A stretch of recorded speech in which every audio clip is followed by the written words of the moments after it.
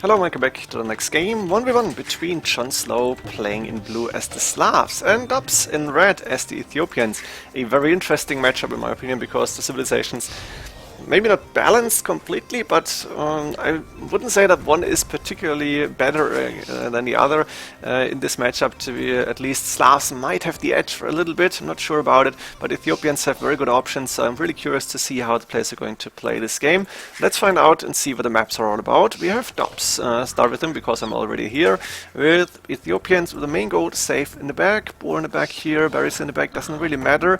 3 cows quite far away, he can see them, so he needs to send a scout. Second boar also in the back here, very nice to see. We have deer outside for him, 3 of them. JonSlow already moving forward with the scout. Dobbs doing the same though, so both are actually scouting out their opponents.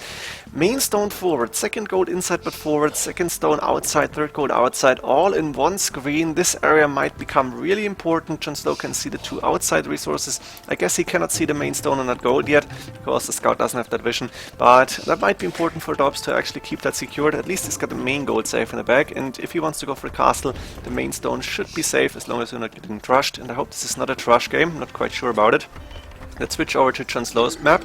We have a main gold safe in the back as well, and a second gold safe in the back, very nice for him actually. Then we have the third gold inside on the side, quite safe actually as well. It should not be easy to take this down as an opponent or to attack it. We have the main stone though forward and the second stone forward outside, so if either player is going to trash would be quite good. I hope it's not going to happen. For JonSlow there is deer outside as well, 1 relic, 2 relics actually close to his base, 3 relics quite close to his base. We have extra stone and extra gold on the top right side, we have extra stone and extra gold on the bottom side here. The other 2 relics close to Dobbs, 1 here, 1 there. So the map's actually not too bad for both players, but JonSlow probably the better map here with more relics as well. I think Deer just ran back and he tried to block it with a scout, so therefore the villagers have to walk quite far. But I think it's even better to get that free food than to have to switch into farms, which you don't want to do unless you're going for scouts. If you're going scouts, then you want to have the farms. Actually, not quite sure what the standard play here is, but free food is always good. So let's see how JonSlow is going to continue. Yeah, and Deer is once again running away. Barracks is up for him. We're going to see scout play for JonSlow. For Dobbs, I don't see barracks yet, so probably no archers here. He's got no villagers on gold, doesn't need them because he's getting the 100 extra food and gold still, as far as I remember. Up to feudal age with 2 villages coming up, with a market and blacksmith far in the back here, and he's got all the resources he needs to click up to castle age. And there we go, castle age with 27 population. Should maybe put a house here or a few palisade walls, already happening, very nice to see. And JonSlow going with the stable here as expected, and a blacksmith, no market therefore, as a lot of resources can click for a double buildings and go for the castle age upgrade now. So both players on the way. We have JonSlow with 1 lumber camp, 2 lumber camps, okay, 2 villages on gold, pretty standard. Now a few more farms coming up. Our first color is finished. Now these farms will have 250 food instead of 175. And first scout cavalry also on the way, which means JonSlow should be able to not only secure the 3 relics close to space, but he should also be able to go for at least one of those that are close to Dobbs here. Dobbs, if he's going for monastery immediately, he can go for some relics, and that's happening, as well as 2 extra TCs, 1 on the wood line in the back here, enough space for farms, and another one, not on the main gold, but also somewhat on the wood line, not really close to the wood line here. House on 30, something you don't want to see, but he's going for more houses already. And a monk on the way, wheelbarrow also coming up because he's housed, and it makes sense. He's gonna have the good number of farms within no time. 1 idle villager, and looks like JonSlow with 3 scouts already going for those relics here, trying to make sure that Dobbs cannot take these easily. And Dobbs is healing his own scout cavalry, which I like, and JonSlow probably should send some monks forward already. That's the first one. Actually, he's going for his own relics first apparently, and is only trying to stop Dobbs from taking those. 2 monks now.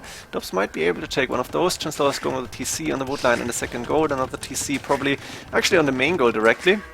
And now Dobbs is moving out with 1 monk, has to move back here because light cav upgrade is done. This is interesting for the players because this is a lot of multitasking, and of course arena players are used to this, but it's not easy, and the top experts are actually really good at this. Dobbs wanted to go for that relic here, but JonSlow has one light cap here and is actually able to take the monk down.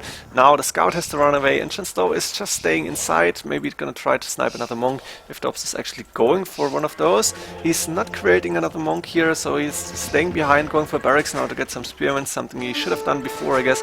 And JonSlow should be able to grab the other 2 relics, have 5 in total, and that's a very big advantage. So Dobbs not going for the archer range here or for a stable, and therefore JonSlow using the light calf, and the big advantage of 5 relics is going to him. Dobbs in the meantime should be ahead in villagers. He's ahead by 9 actually, 9, 10, 11 villagers, and is going, both players are actually going for handcart, which is very good to see. A few farms around the mill, not going for that 3rd layer of farms, which JonSlow sometimes is doing. Let's find out. No, a few farms around the mill as well. There's another one, very nice to see. JonSlow adding more mills as or more than expected, and we have both players now aiming to click up to Imperial Age. Question is, what armies are we going to expect? Arbalest opening for Ethiopians might make sense. We're seeing the double archer range already coming up. And Dobbs, does he have the 2nd building? Does he have a university? Perfect, so he can click up to Imperial Age as soon as he has the gold, which he's still missing. And 3, 4 archer ranges on the way. Fletching probably gonna come up soon. As for JonSlow, standard infantry is good, but siege probably. And now the light cav are actually trying to go in. What is Dobbs going to do here? He's going to lose those 2 palisades and is not building a house behind because the villages are getting converted by the monks, so they have to move back actually. Siege workshop coming up. JonSlow giving up on the fight? No, he's actually continuing. And now Dobbs is going for the full wall up apparently. I think this is still open. Light cav moving in, only to find that the right hand side is walled, but it makes sure that Dobbs cannot transition into Imperial Age smoothly, but it's going to be tough for him to actually get a decent amount of army going. Gonna have good resources probably. And the light cav now trying to do some damage. Quick walls coming up here for the villagers, 4 house walls, but that house is going down and villages are falling in the meantime. Dobbs is reaching Imperial Age, has a few crossbowmen on the field, +2 probably done. Oh, not even Botkin, that's not good.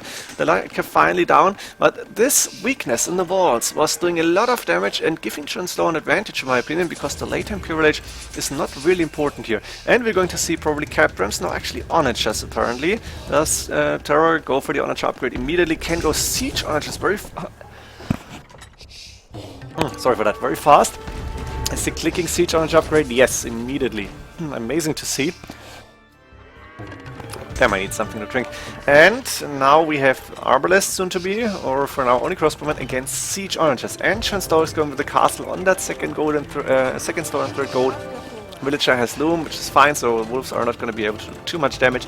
And going with siege onagers immediately at, what is that, 31 minutes, 32 minutes maybe? That's amazing actually. Castle forward, and Dobbs does not have a castle yet, as far as I can see. He's got bombard cannons up, but against siege onagers, ooh, and JonSlow is cutting, but he doesn't have army to follow up, so he cannot really do a lot. Maybe use the onagers to attack the TC, but that's pretty much it. The walls though are open, and that bombard cannon hitting from 12 range is gonna fall to siege onagers probably. The crossbowmen are not really going to be good, and an approach like this where you delay your opponent to not even have Arbalest yet, and then go for siege onagers immediately looks quite good. JonSlow obviously with 112 villagers, not fully boomed but pretty much boomed, and the bombard cannons in theory are better than the siege onagers, but once JonSlow has a decent number of them he should be fine. For now Dobbs is doing good micro, and even the onager is trying to do some damage now. That's 1 for 1 here. Bombard cannons though went down. Ooh, Dobbs didn't pay attention to these one, neither did I.